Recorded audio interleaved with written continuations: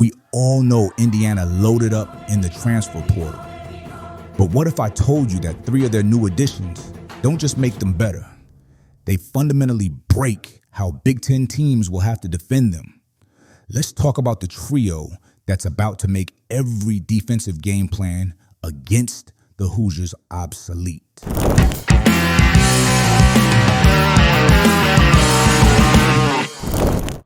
Welcome to Arena Madness. In the heartland of American basketball, a philosophy is being challenged. For decades, the Big Ten Conference has been defined by a specific brand of basketball, a brand built on physicality, methodical pace, and punishing defense. It is a league where grit is often valued over grace, where championships are forged in the crucible of defensive efficiency. But in Bloomington, Indiana, a radical experiment is underway, an experiment that pits a modern, high-powered offensive theory against the conference's long-standing, rugged identity. The central question is not just whether Indiana can win, but how they will try to win. This is the story of the 25-26 Indiana Hoosiers and their attempt to transform a traditional, often stagnant offense into a mismatch hunting powerhouse built not over years, but in a single offseason.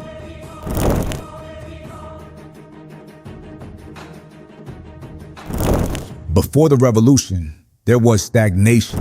In the years leading up to the 2025-26 season, Indiana basketball found itself at a crossroads. The program, rich in history and tradition, struggled to establish a consistent, high-level offensive identity that could compete with the nation's elite. Under previous coaching staffs, the Hoosiers often relied on a post-up heavy system. While occasionally effective, this approach frequently led to congested floor spacing and inconsistent scoring from the perimeter. The results were reflected in the data. The team's offensive efficiency rankings often placed them in the middle or lower half of the Big Ten, a stark contrast to the program's historical standards. This period of offensive mediocrity created a palpable desire within the administration and a passionate fan base for a more dynamic, modern style of play, a style that could not only win, but could also re-energize a basketball-crazed state. The foundation for change was not just wanted, it was necessary.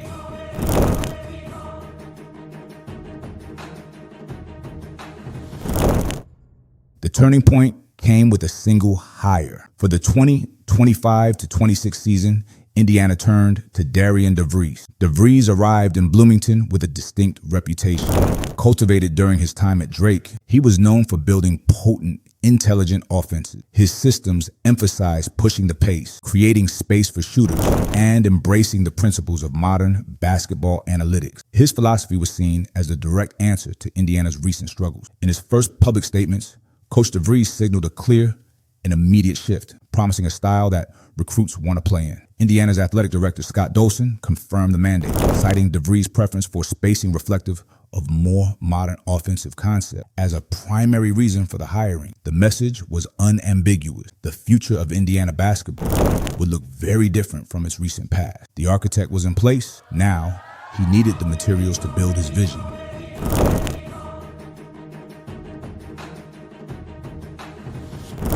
With a new philosophy established, Coach DeVries turned to the modern engine of roster construction, the transfer portal. His approach was swift and targeted, resulting in 3 critical acquisitions designed to work in synergy. The first and most significant move was securing his son, Tucker DeVries, a 6'7" wing and a 2-time Missouri Valley Conference Player of the Year.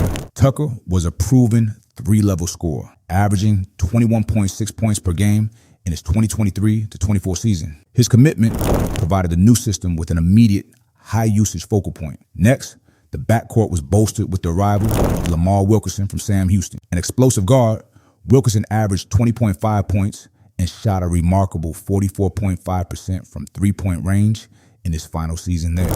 He provided a second elite scoring threat, capable of creating his own shot or punishing defenses from beyond the arc. The final and perhaps most crucial piece was 6'10" forward Reed Bailey from Davidson. Bailey possessed a unique combination of size and guard-like skill. At Davidson, he averaged 18.8 points, 6.1 rebounds, and a notable 3.8 assists per game. His passing ability from the forward position identified him as the indispensable hub, the player who could connect all the pieces and unlock the system's full potential.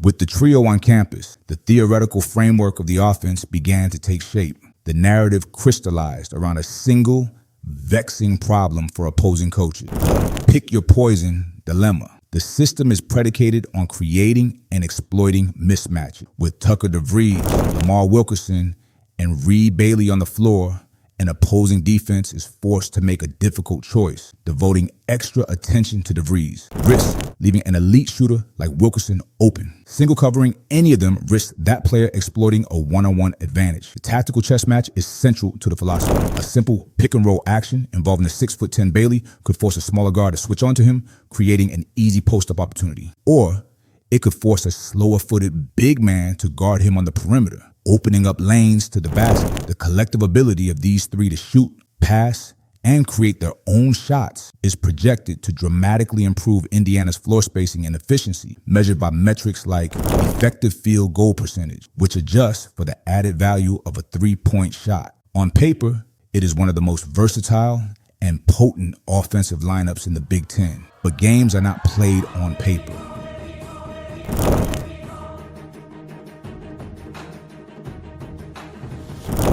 The primary obstacle for this new-look Indiana offense is not a single opponent, but the collective ethos of the conference it calls home. The Big Ten is a league built on defense. Powerhouses like Purdue and Michigan State have historically boasted defensive efficiency ratings that rank among the nation's best. This sets up the season's core conflict, a clash of basketball ideologies. Can a free-flowing, perimeter-oriented offense built on skill and spacing succeed in a conference defined by physicality and relentless defensive pressure? Adding to the external pressure are internal questions. The relationship between a head coach and his star player's son brings inherent scrutiny. All three transfers were high usage, primary options on their previous teams.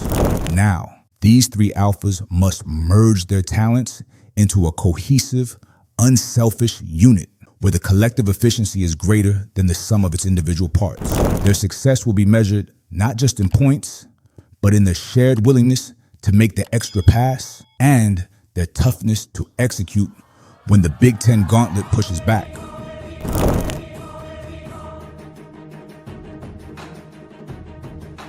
The stakes of this experiment in Bloomington extend far beyond a single season. Success would mean more than just a higher seed in the NCAA tournament. It would validate Darian Devries' vision, potentially establishing a new, lasting offensive identity for one of college basketball's most storied programs. It would serve as a powerful proof of concept that a modern, analytics-driven team, built rapidly through the transfer portal, can thrive in the rugged Big Ten. A dominant Indiana offense could even influence other programs in the conference, challenging the long-held defense-first orthodoxy. This team represents a case study in the future of roster construction. If three high-impact players from three different programs can coalesce into a dominant force in one season, it will reinforce a bold new strategy for building a contender.